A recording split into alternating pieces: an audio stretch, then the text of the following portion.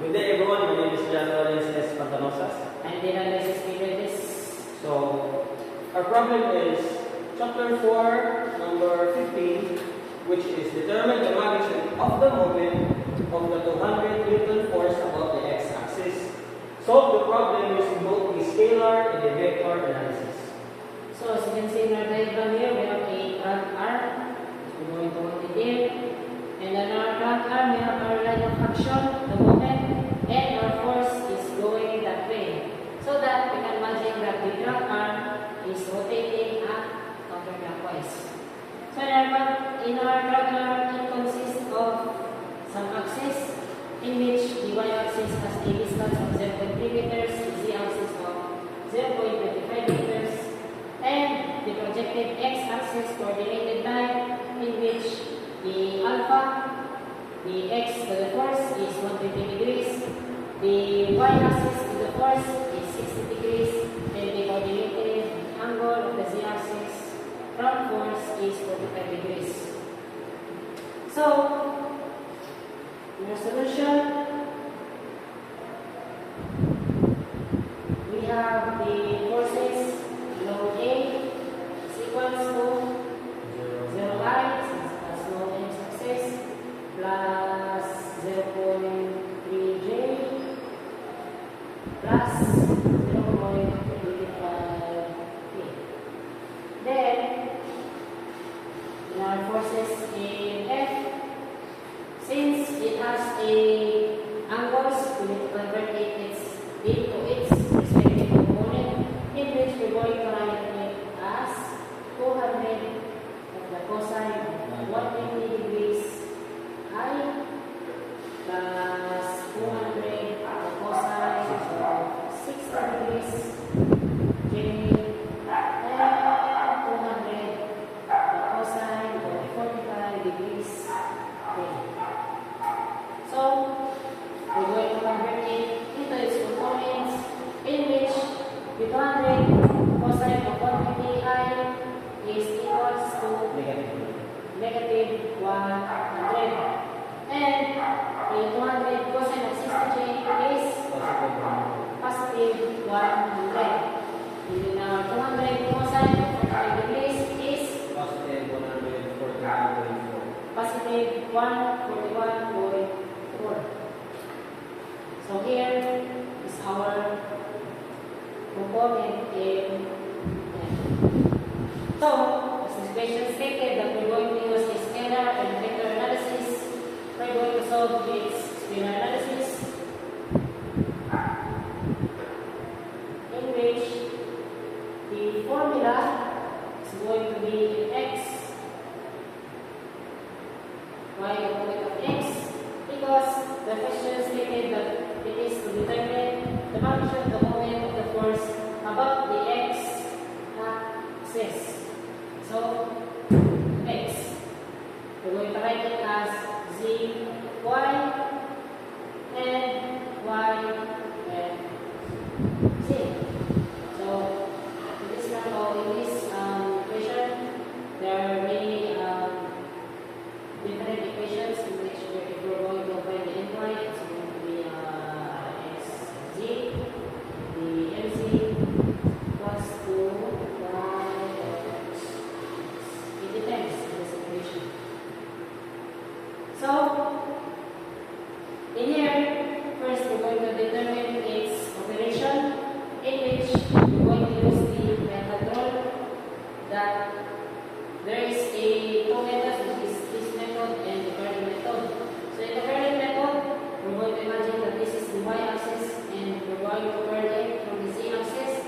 And as you can see that the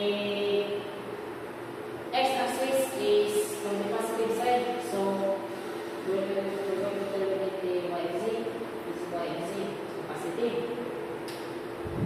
Then, same as the z y, which is going to be like this, the z to f or to y. So we're going to turn it, and as you can see, it is negative.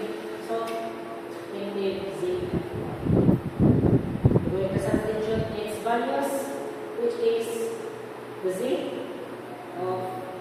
okay, which is 0.55 times the y in which we want to plus times the y which is 0.3 and times the z in which 141.4. So the result of our moment on x-axis is equal to 17.4. 17.4. 17.4 Newton. That is our scalar analysis.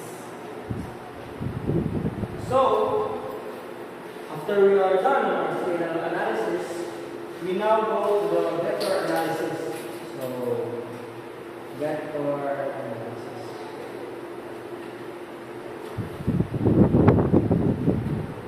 So, to get the vector analysis, we have first to get x is equals to our union OA times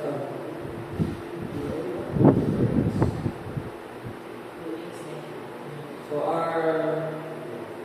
to get mx, we first have to get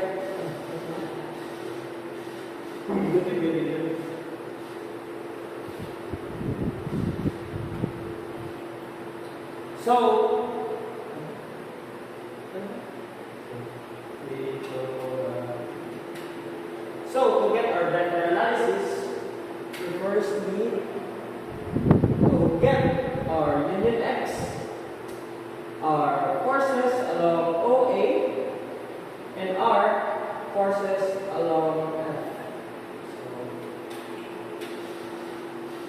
So as the problem stated, we only need to get the x at the moment x. So mx is equals to, so we need to use the matrix.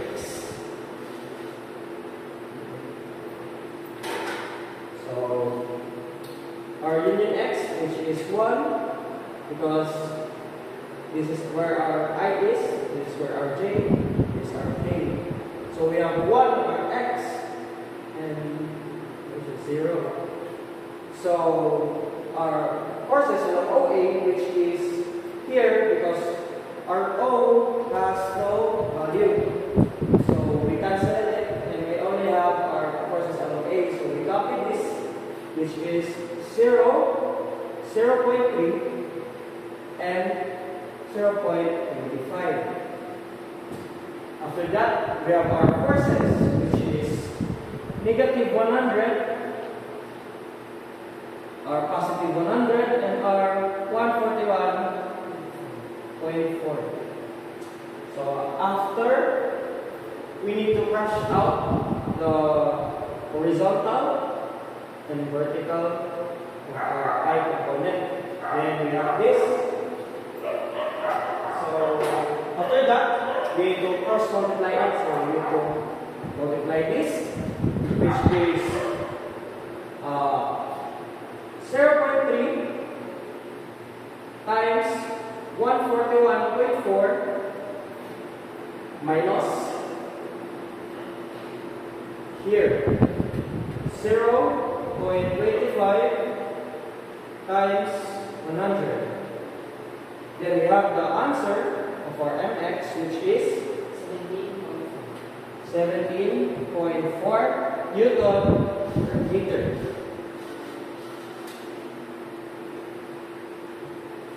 So this is the final answer of that problem.